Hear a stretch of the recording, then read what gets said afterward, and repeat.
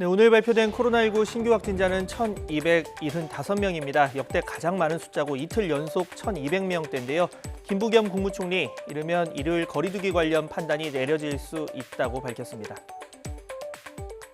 전문가들은 빠르면 빠를수록 좋다고 말씀하시지만 저희들로서는 또 고려해야 될 것이 좀 여러 가지 있지 않겠습니까? 네. 일요일 날 중대본 회의에서도 이게 논의될 수 있을 것 같습니다. 다만 요 며칠은 좀 더 추이를 지켜봐야 될 것 같습니다.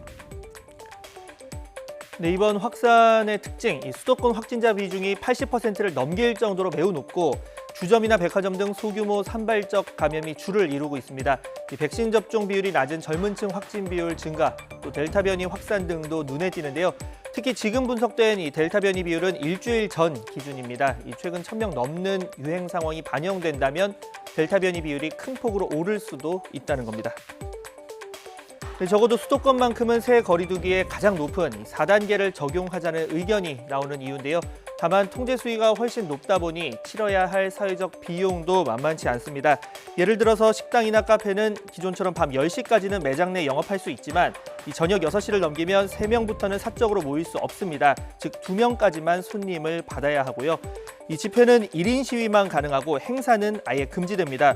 또 결혼식이나 장례식에 이 지인이나 직장 동료는 아예 참석할 수 없습니다. 이 친족만, 그것도 49명까지 가능합니다. 종교활동은 비대면, 스포츠도 무관중으로 진행됩니다.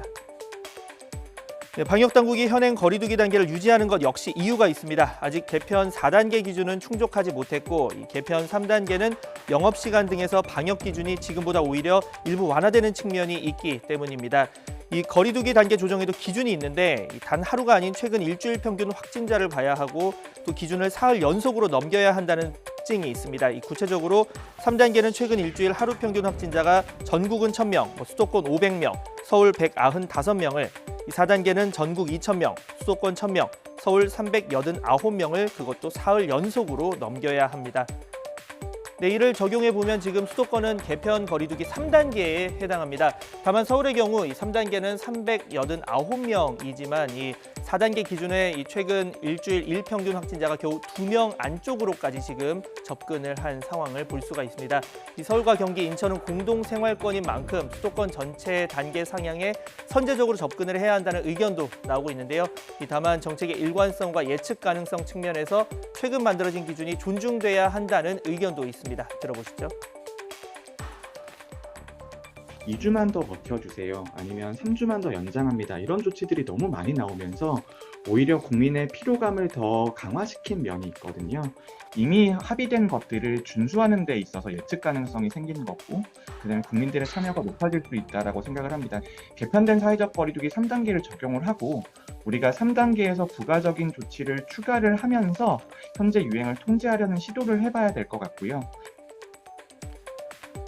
네, 단계 조정은 최소 일요일까지 지켜봐야겠지만 일부 방역 보완 조치는 도입됐습니다. 방역 당국은 젊은 층이 많이 활동하는 지역을 중심으로 임시 선별 검사소를 설치하고 관련 시설 종사자의 선제 검사를 하기로 했습니다. 또 방역 수칙을 한 번만 위반하면 바로 10일 동안 운영이 중단되는 원 스트라이크 아웃제 역시 오늘부터 시행됩니다.